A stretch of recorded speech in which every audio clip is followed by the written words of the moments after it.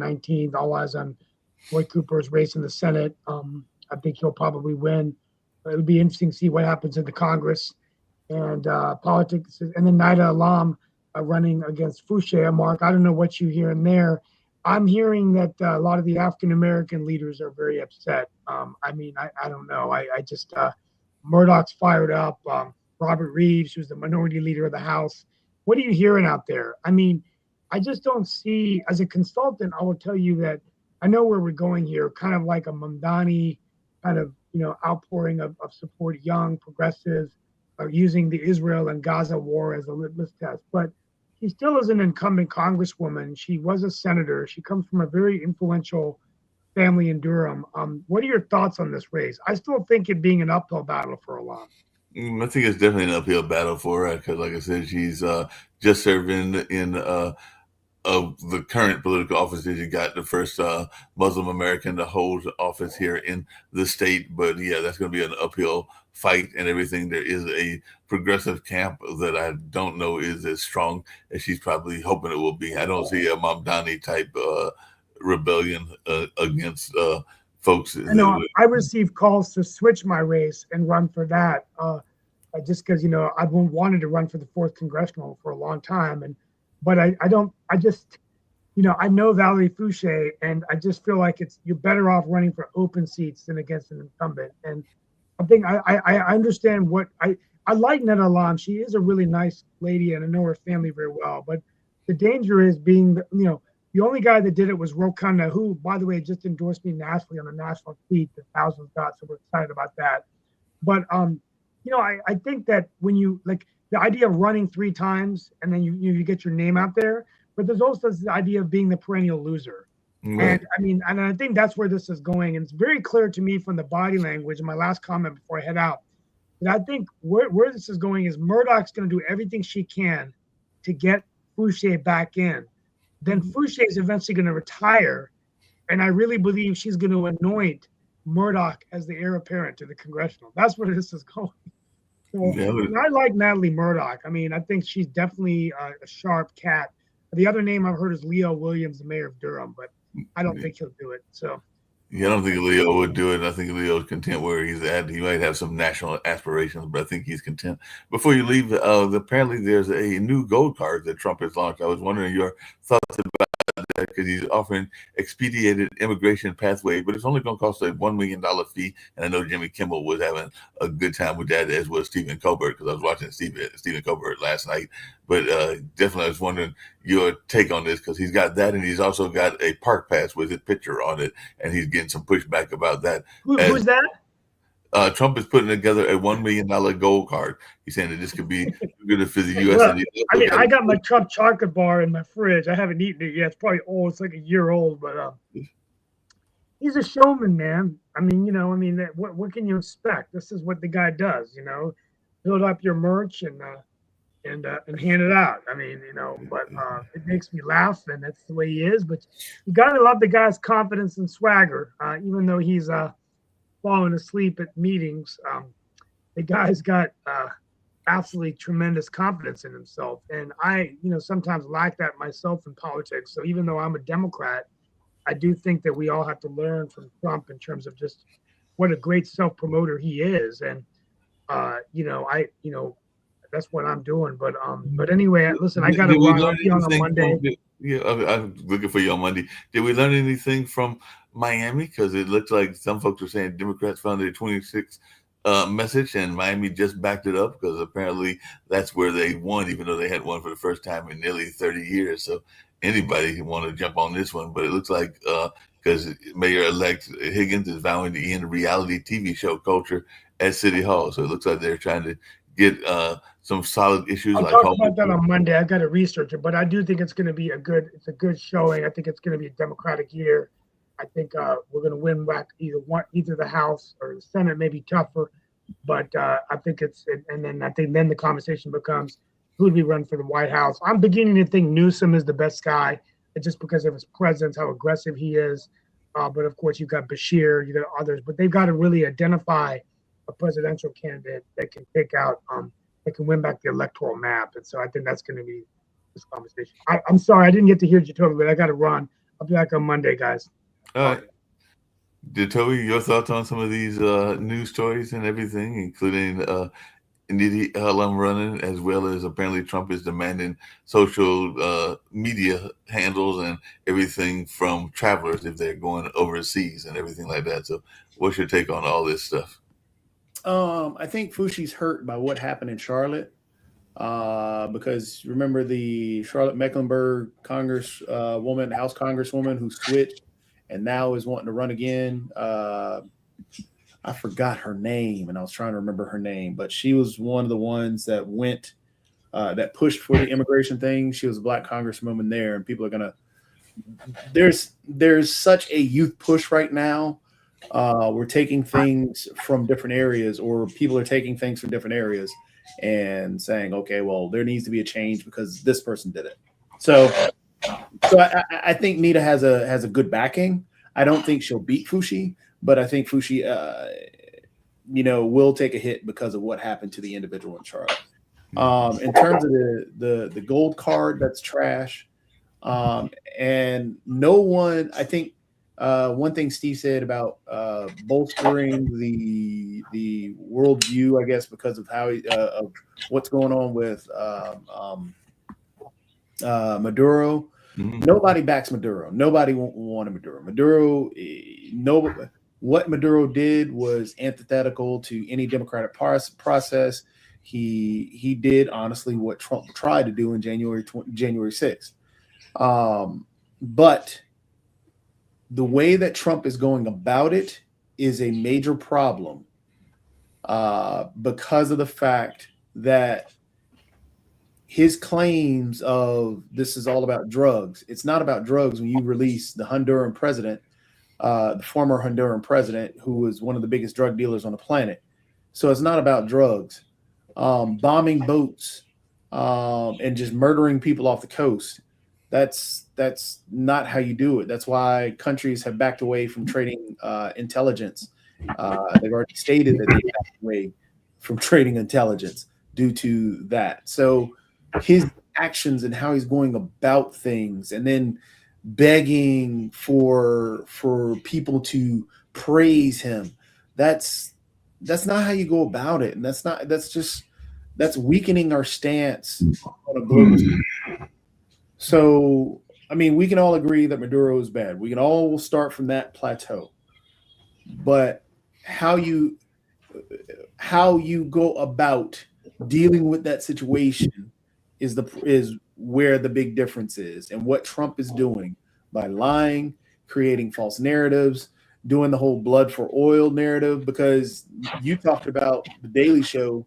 Well, actually, you talked about Stephen Colbert, but the Daily Show actually did a whole chop up of talking about how they're using the same exact language that got us into the Iraq war with the blood for oil mantra. There's weapons of mass destruction. How many times do we hear that, oh, these drugs are weapons of mass destruction because they kill so many people in the U.S.? It's not an imminent threat when they're taking a little pontoon boat off the coast of Venezuela that's not going to reach the U.S. It's just not possible. Then on top of that, the amount of drugs that they keep claiming are in these boats, they have not shown anything to prove that, one, these are drug dealers, and two, that there were drugs on the boats. All they've done is just bomb things saying, hey, look, we blew these people up.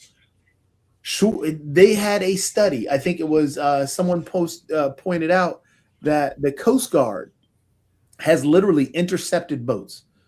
Has intercepted, what was it, about 400 some odd boats or 200 some odd boats? What was it? 25% of those boats did not have anything, but they've intercepted them. None of those boats they went and bombed and blew up and killed the people on. So we can actually do this. We can actually catch people off the coast without killing them or bombing them or blowing things up. This is just all for show. The Coast Guard should do their job and stop these boats and intercept them, and we should give them due process. That is what the law says. But what we're doing is really just harming our stance in the world, and we're just becoming mercenaries for hire. Matter of fact, the boat that they intercepted and the oil tanker, which is a natural process from, evidently there's There's the black market of oil where oil tankers run that are it's a black market around the oil, and oil tankers have been intercepted before, but now we're in Trump is starting a proxy war between Venezuela over drugs and now intercepting oil tankers off the coast. Now Russia actually wants that oil tanker released, because I don't know if you talked about that, Mark, is that hit one of the Russian counselors or the Russian government, somebody in the Russian government was saying that oil needs to be released. That oil needs to come back here or wherever it was going. But Russia was upset about the oil tanker. So now what are we going to do? Now we're going to have a war with Russia over these oil tankers that he's doing in the middle of a war with Venezuela because he's claiming that fentanyl is coming from Venezuela, which it doesn't. What he's doing is wrong. Well, speaking of things that are wrong and everything along those lines, I see Nick joined us as well. Charlie Kirk's widow and the trial for Charlie Kirk's killer is going on and everything like that. But Erica Kirk has had an interesting thing. She's got a town hall. I think it's going to air, I want to say on CBS this weekend and everything, but she's sharing a call to action for parents to stop political violence. So what is your thoughts around this? Apparently, Erica Kirk, who is the heir apparent of TPUSA, is saying that parents have to look in the mirror after political violence, and she's urging parents to do that as she's seeing political violence rise. So apparently she's saying that we need to do a better job of looking at political violence, and I guess she's saying on either side and everything like that. But what's y'all's take on Erica Kirk making these statements? What do you think? What does she think she's going to say? I mean, come on, Mark. She needs to keep her name out there in the general public. So this is one way that she can do it, is to say, hey, we shouldn't have political violence. Well, and your point is? I mean, until they address Trump, they're not going to do anything. Saying is just speaking it into the wind. You know, I mean, the thing is, it's like saying, hey, we shouldn't have violence in the world. Good. You know, it's not going to make a difference. I mean, seriously, do we have something better to discuss?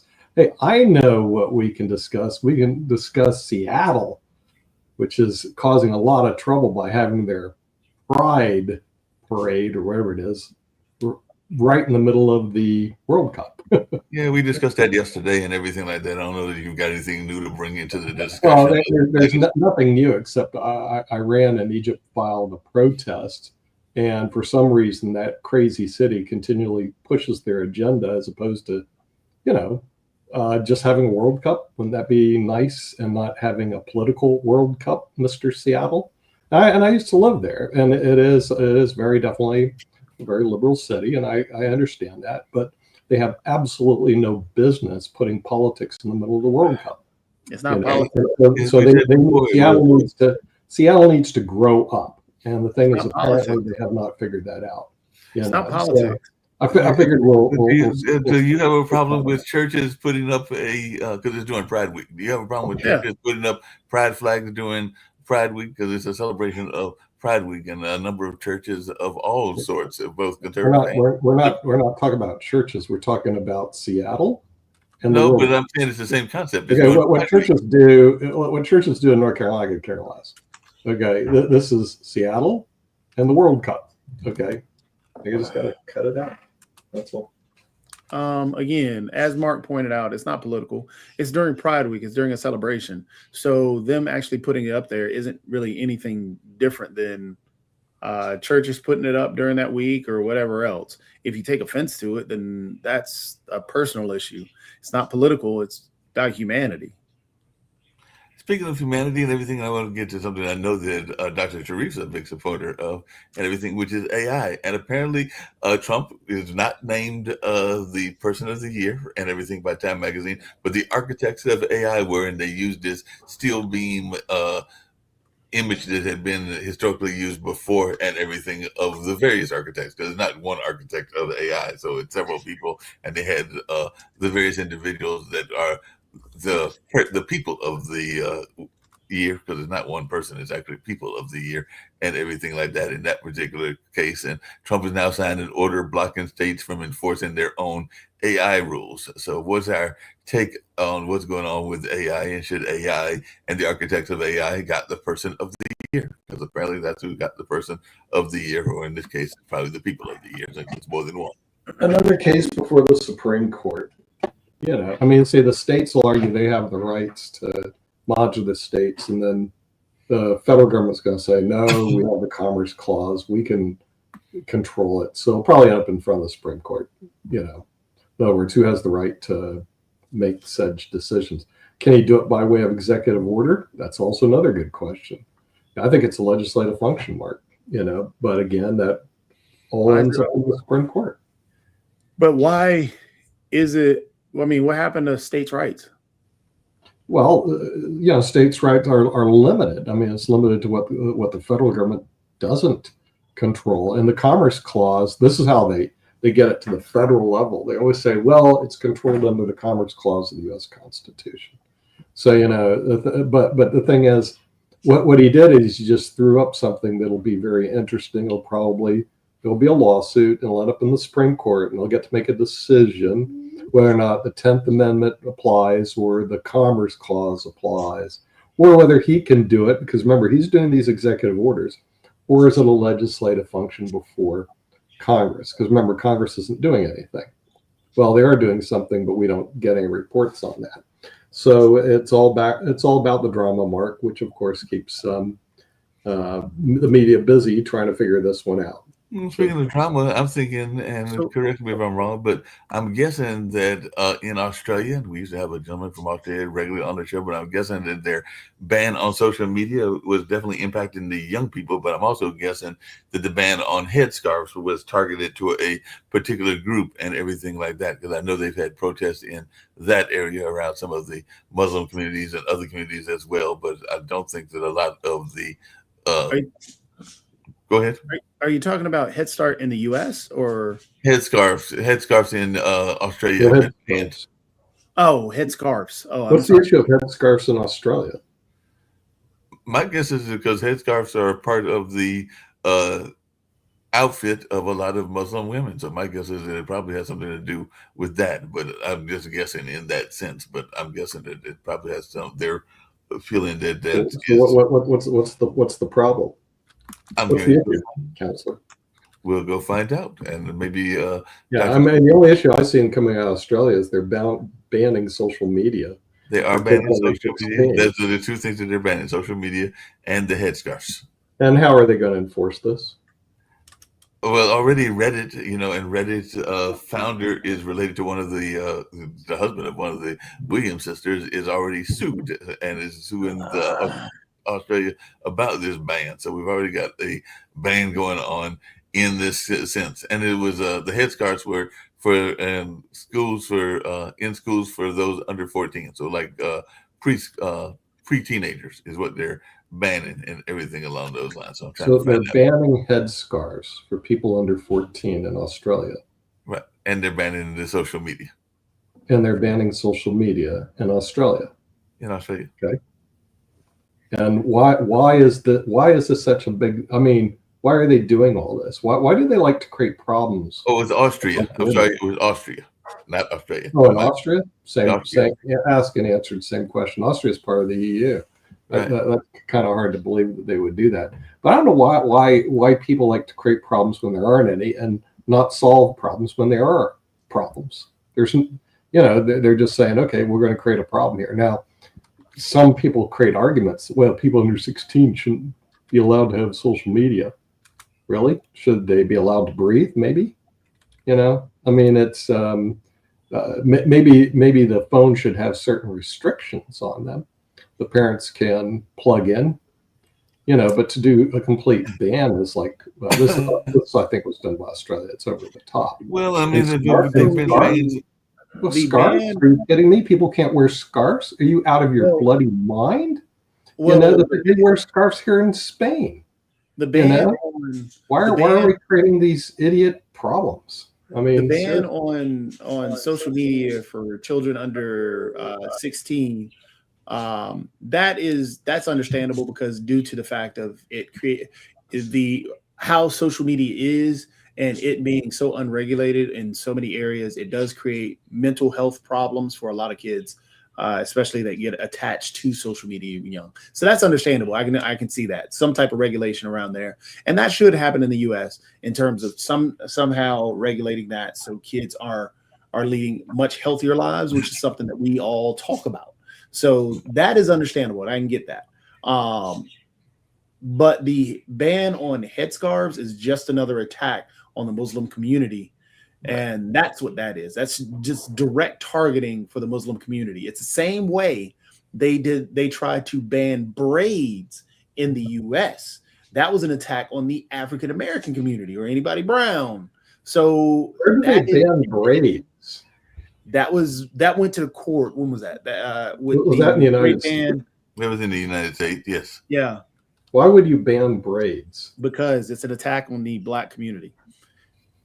It's just what it is. The African American community it wears braids in their hair. Men do that. Women do that. And to target just that type of hairstyle, you're targeting one community over the other because you don't want to say, hey, we want to ban Black people. No, we're banning people with braids. Who wears braids? Black people. It's the same thing with the war on drugs. They went after crack rather than cocaine in the war on drugs. Why? Because more Black people use crack rather than cocaine. Cocaine was that rich exclusive drug. Crack was that cheaper one. It's just that pattern. Particular thing. Yeah, it happened. And that's what happened. And that's what's going on with the ban. You can't make this stuff up, I guess. But sadly, people do. And that's what's happening. That's what they were saying in Austria. We need to do some more. We want to have some more positive ideas because what's coming out of the world is crazy stuff. Go on. I want to add a point because today I'm very sad because, I'm a big fan of youth. I'm very, very big fan of youth movement, their empowerment, their political engagement, and my World Talent Economic Forum last 6 years almost we are doing it's in online like an activities and research and innovations and everything. But what Jatuvi discussed about this attract in the communities and other things, today actually very bad things happen in our country. One of the young political leader, he is rising, his name is Hadi, and he was one of the leader of the political movement of Bangladesh.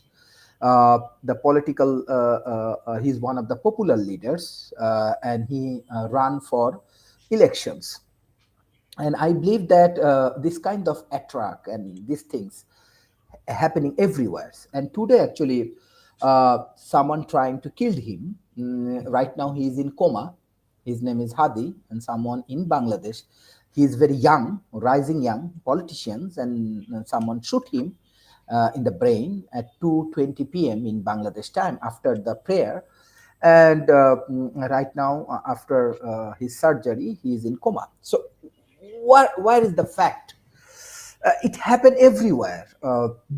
You see the youth movement. If you see these Gen Z revolutions, it's not only Bangladesh. If you see in India, if you see in this Indonesia, Timor, Philippines, Nepal, Kenya, Serbia, Morocco, Mexico, Peru, everywhere actually Gen Zs come to the power.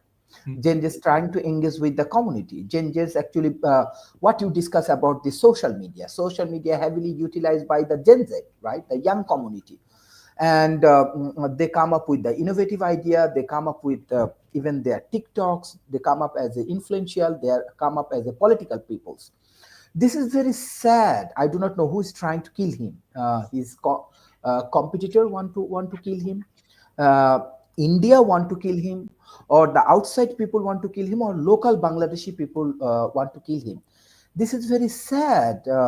When the young people, they have their right to engage with politics. They have their right to make their society in a better place. They have the right to engage with the technology, go for AI innovations, and they want to make their own world, own peoples. They do not want to see the corruptions. They do not want to see any barrier. They do not want to see the all of the bad things, and they try to take care of these things, and they're sacrificing their life. And by this time, we the intellectual communities, we the all of the elite people just discuss about bullshit, discuss about all of the bullshit. I'm really worried that how my student, my people sacrificing their life in the road. We are not doing nothing. The youth are doing everything. When I see my students, my people, my young people, they are sacrificing their life in the road. What we are doing, we are making a world with all of the bullshit, with the Islamophobia, with the Trump shit, with the all of the capitalist society shit. All of the shit is happening in this world. We are not intellectual at all. We are not a good citizen. We are not a people who can change the world. The youth come to the front. We are criticizing them. We are trying to kill them. We are trying to take their lives. Why we are doing this Spot TV? Why we are doing this World Talent Economic Forums? I don't know. I do not know what is the value of intelligence is. What does mean global citizen? What does mean this American superpower, this culture, this, I don't know. I'm very sad. I'm very sad because I am observing my people are dying. My young people are dying. My people are dying in the road because they come to the front and they, I'm sorry.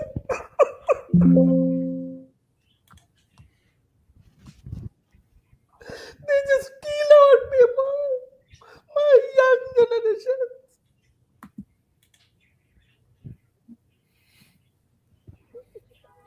I'm really sorry. I'm very emotional because when the people, when the intelligence, the young people, the community cannot serve the politician, all of the money-making machine kill our whole world. The young people come to the public, they say, I want to take care of these things. And they are in trauma, their family in trauma. Everybody want to kill the young people. Everyone. And they do it. Is it the value? Is it the value? Is it the intellectual society? We born for Islamophobia. We born for all of the corruptions. We born for all of the media coups and everything. We should support these young people. We say Hadi sacrificed his life. He is right now in coma. You can see all of a young man, he's telling the truth. Just the new baby come to his house just few weeks ago. He do not care about his baby. He sacrificed his life. So what we are doing? What does mean it's social media? What does mean it these things? So we need to change this world. We need to change this political system. We need to change these corporations. This is my appeal to all of my friends. Hadi is sacrificing his life in Bangladesh. It's not mean in Bangladesh, in Dhaka. It's around the world. So we need to change this world. We need to change this system. We need to support these young communities because they are not alone.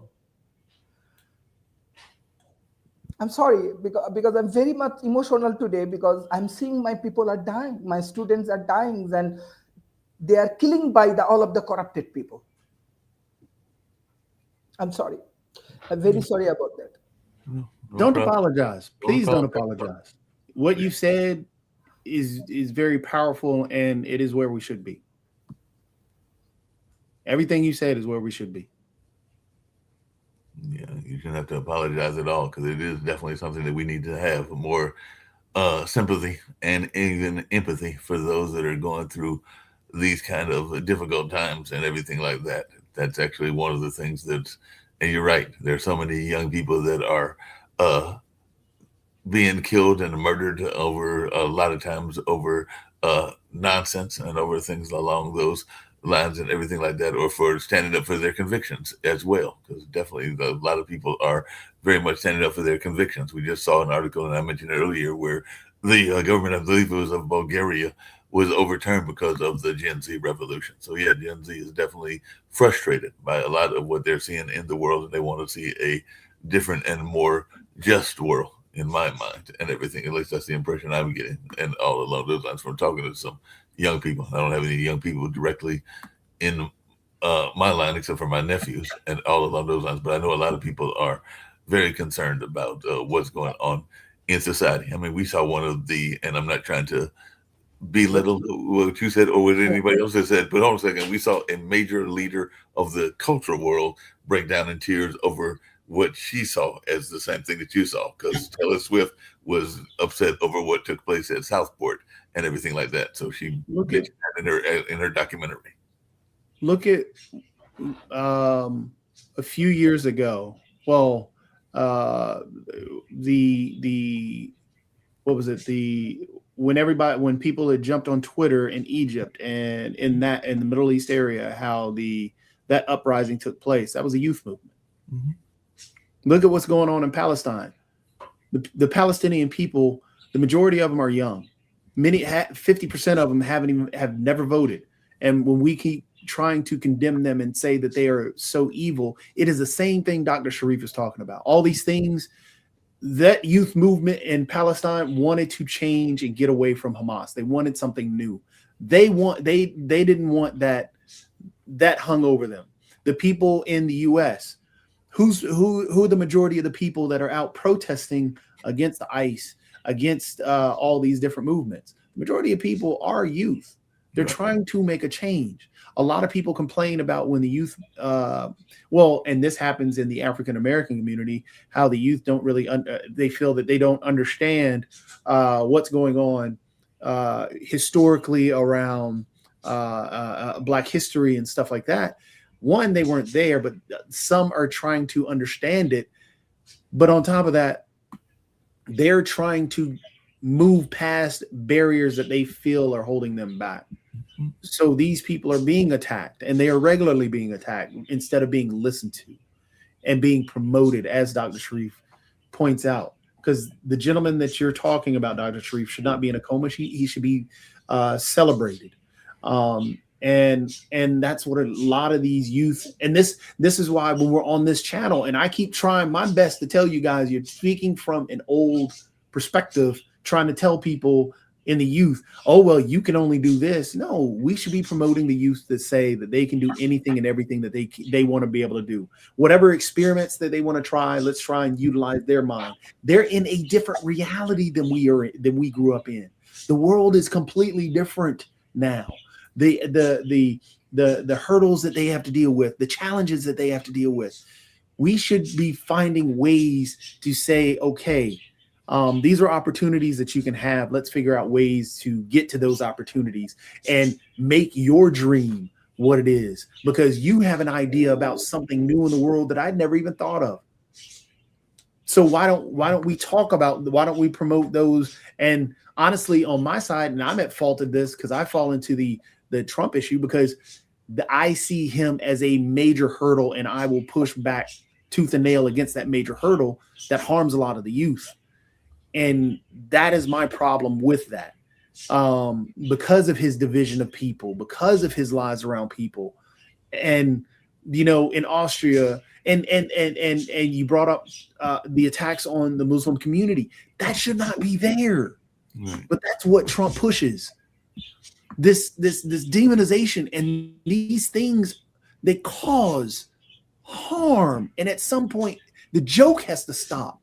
We have to stop joking about it, trolling people about it, knowing that it is causing problems in the community. So these things are reality. When we think, oh, well, he's just saying these things as a joke. That's why I push back so hard. So yes, I fall into that trap, because it is agitating to me, because I see the things, and I've seen things that put me in the same pain that Dr. Sharif is feeling right now. Right. And I don't like to use anecdotes, personal anecdotes. So like for example, I get a lot of the fire that I have in my belly around this stuff because I know that my father went to jail for me to even speak. So that's why I fall into that trap. I will tooth and nail just like he did to allow somebody else the opportunity to celebrate and do what they can. So I got a lot of fire in the belly from that. And that's a big flaw that I have. But again, we should be promoting the youth more. We should definitely do a lot of the things that Dr. Sharif says about, okay, let's talk about the things that the youth are doing and what are ways that we can activate the youth in this area instead of, hey, they suck. No, they don't.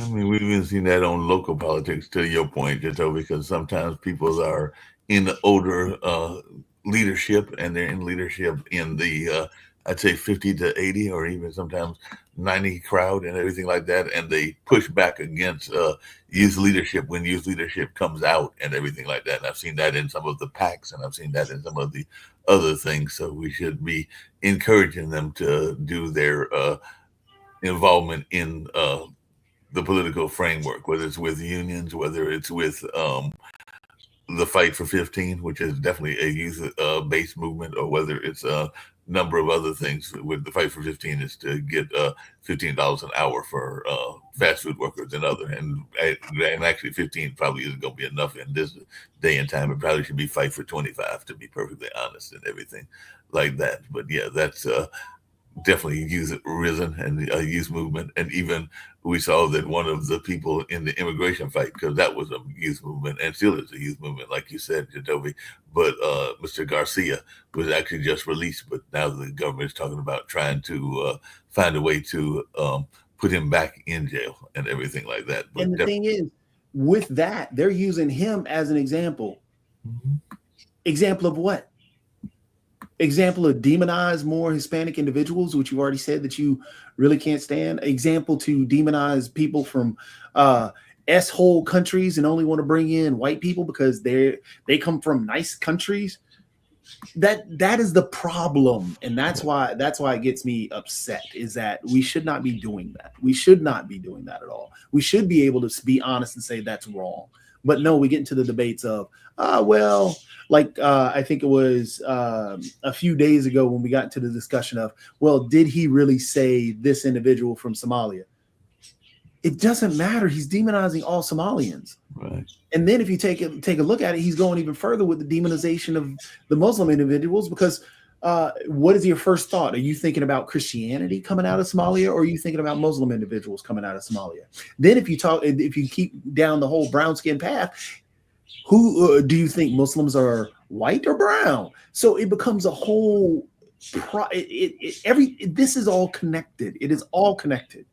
And we just have to realize that, and let's preach peace and positivity and not celebrate and sanitize to justify all the negativity and create more problems. Yeah, I would agree. Now, even Ukraine, which I know that show coming up in 14 minutes, is very much youth-led and everything like that. So a lot of that is a youth-led movement in what they're doing to fight against Russia's invasion and everything like that. And I imagine that even in some of the countries in the African continent, because a lot's going on in Africa, and we don't talk enough about that, including the Rwanda-backed M23 offensive against the Congo area and the RSF capturing key Sudanese oil hub and everything that's going on, and even Benin having a coup and everything. But a lot of these are youth-led movements, and we don't spend enough time even paying attention to what's happening in other parts of the world, because apparently there was a fouled Benin coup that and that leader sought refuge in Togo and everything. But we got to pay attention to what's going on in the world. There are multiple continents, and sometimes we become a little bit, and that's where I get frustrated sometimes, even on this network, a little bit too Eurocentric and everything like that. So we have to see what's going on in other parts of the world, including Asia, where Dr. Sharif is, and including the African continent. I'm still trying to get in touch with Brother Mike and others from the African continent, so we can even have some shows from that area, because we ignore entire major parts of the world, even here on Pod TV. Yeah, thank you. I'm sorry today. I'm very emotional because of No I'm observing my peoples are dying and they're trying to killing the youth communities, and he's right now in coma. One thing, like those who want to stop this youth, the technological improvement, this open society, this democracy, and all of the freedom of speech. Remember, you can kill one people. Let's say you can kill Hadi. Maybe you are watching what I'm discussing today shows.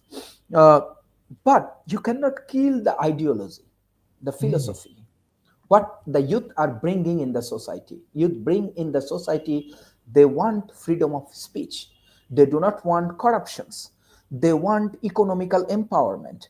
They want a new society. They want the better society.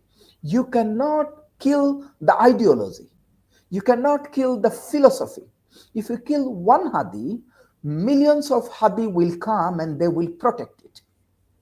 If you kill 2,000 young people, millions of young people will come and they will protect their motherland. They will protect their city.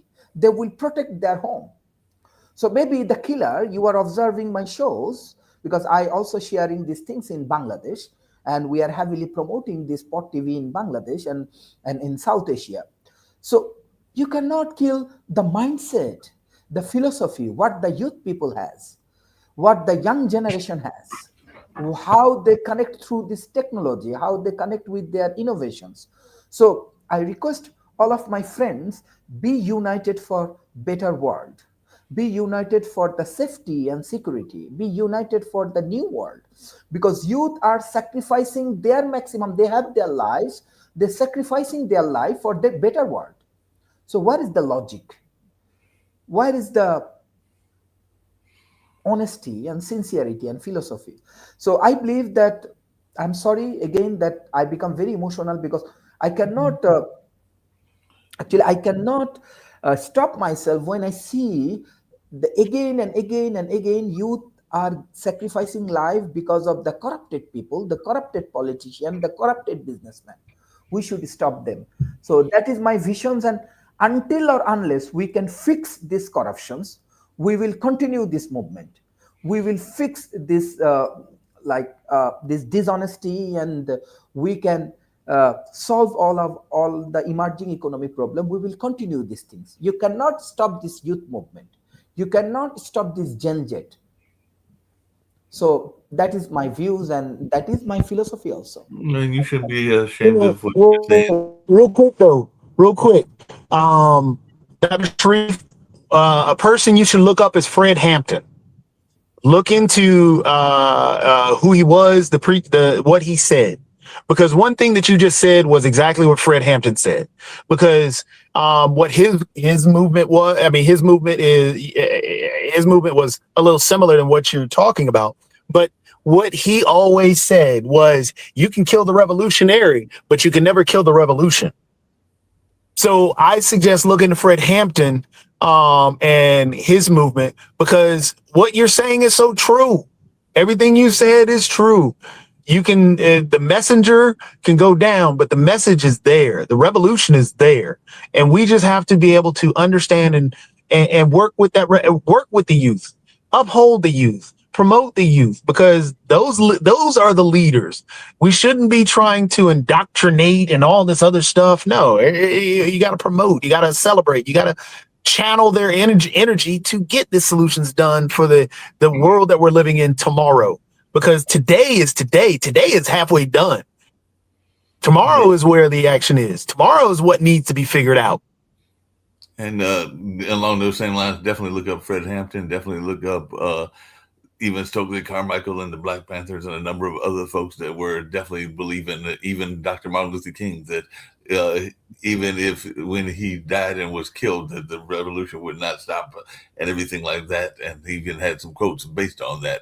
And you can even look up the Occupy movement, because the Occupy movement believed that there was not one leader, but that there was multiple leaders, because they felt that if you cut off the head, then sometimes people think that you've cut off the revolution. And a lot of people will say that that is not the case. Sometimes, like y'all have both said, you just ignite the revolution, because that's even what I've argued on this show about what's going on in Palestine and Gaza. If you keep killing folks in those areas, then you're probably making more revolutionaries, not less revolutionaries, and everything like that. So that is just the case of what goes on when you've got people that are trying to terrorize an entire group of people. So yeah, I definitely agree that that is an important part of the conversation as well. So definitely heart goes out to what Dr. Sharif is going through. He just went off, and I know we got to get ready to get to the Ukrainian show in about 7 minutes or so. But yeah, my heart definitely goes out to him and everything. But yeah, there's a lot of folks, including those that are working with gang violence even here in this area, that are dealing with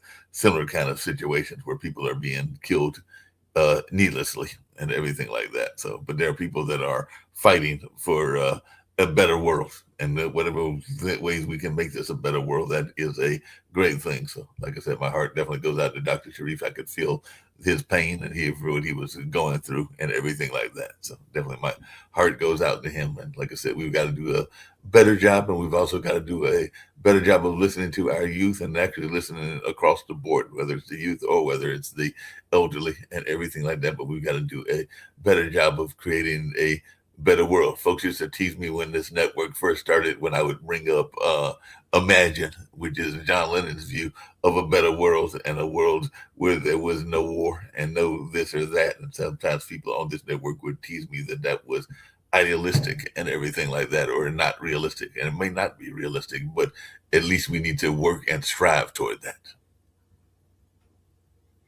Yep, definitely. And don't get me wrong. I mean, there's natural conflict and all that stuff. It happens. But the thing is, we should be able to manage that conflict a lot better. We shouldn't be looking to destroy, demonize, and hate others. I mean, we should sell it. Racism is built off ignorance and the demonization of others. Instead of using color as a way to degrade people, we should be using color as a way to celebrate. Hey, I don't know this culture. I don't know these individuals. I would like to know how to make my potato salad without raisins in it. Right. Or know some of the dishes that people may not even know, or that they think are certain ethnic type foods and everything like that. So sometimes we need to celebrate that and everything. People will laugh at UNESCO for representing or recognizing a certain food as a national or international treasure, that being Italian food. I had no problem with that. I think that we ought to recognize and honor a lot of traditions around the world. And if UNESCO wants to make Italian food the first one, and then go for Trinidadian food or Jamaican food or other foods to get that honor next, I would have no problem with that as well. But yeah, we definitely need to find ways to recognize and honor the various parts of society and the various parts of each part of the world's culture and everything like that. Because I would love to know more about Australian culture or New Zealand culture. I don't know that much about the Maoris. I know that they exist, but I'd love to know more about them. And I'd love to know more about the folks in Fiji, and even the people in Spain and Finland and various other parts of the world. So even on here on this network, we can find ways to learn more about individuals. That's personally one of the reasons I like the show that I do on Wednesdays. I'm always inviting people from different parts of the state as well as different parts of the world that I don't know until that show goes on. And the same when I bring them on this network as well. So we can find ways to learn from each other. Yep. I mean, my thing is I enjoy hearing everybody. I like learning about people who are in my backyard and who aren't in my backyard. Right. So wherever you're from, I enjoy it. I mean, one of my favorite shows, I like watching comedy from everywhere, from the British humor to Doctor Who I mean, and right now there's a group, what it is, they have their little YouTube channel. I'll watch them. I think they're based out of Australia. They could be out of Sri Lanka. No, not out of Sri Lanka. But yeah, I think they're out of Australia. But I mean, I like learning. I like accents. I like hearing stuff.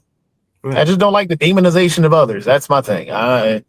No, everybody puts their pants on one leg at a time. Nobody jumping in and doing magic flips around it. No, one leg at a time. One leg at a time, and do it that way and everything like that. So definitely that is something going on, and everybody has got their things that they root for and things that they enjoy doing, whether it's cultural things, whether it's sports teams. One person may be a cricket fan, somebody else may be a football fan, but it doesn't mean that one is more right than the other. It's just that they have different styles of sports that they like, or different games that they like, or different hobbies that they like. Just because one person likes a chess or likes the chess game doesn't mean that the person that loves backgammon is wrong and everything like that. So people have their different hobbies that they have as well. So it's just a matter of us learning from each other and celebrating each other's hobbies. That was what I would say. Exactly. We're in the immortal words of Will Ferrell. Everybody love everybody. And from Tropic Thunder. From Tropic Thunder, everybody love everybody. That is what is going on there. But definitely our sympathies go out to the family that Dr. Sharif was talking about and everything like that. So definitely, hopefully he can recover in whatever way he can and everything like that. So definitely we'll see what's going on in that space. Oh, no, Yep. Sasha. Where is Sasha? I see Dr. Jonathan, but I don't see Sasha on the other network. So get ready to get on out of here. This has been a good show and a very powerful show. So I'll catch you later, Jacoby, and we'll see what else is going on in the rest of the shows here on the network. So you have a good one, and I'll catch you on Monday here. If not, I don't catch you somewhere around the city of Durham. So you have a good one. All right, I'll see you, Mark. And it's snowing. Well, flurries. They're flurries. Yeah, little flurries. Here and there. It's not like a regular flurry. Just here and there, not even a dusting. It's just there's a flurry here and there. All right. Well, we're going to get out of here. So we'll see what kind of flurry they got over there.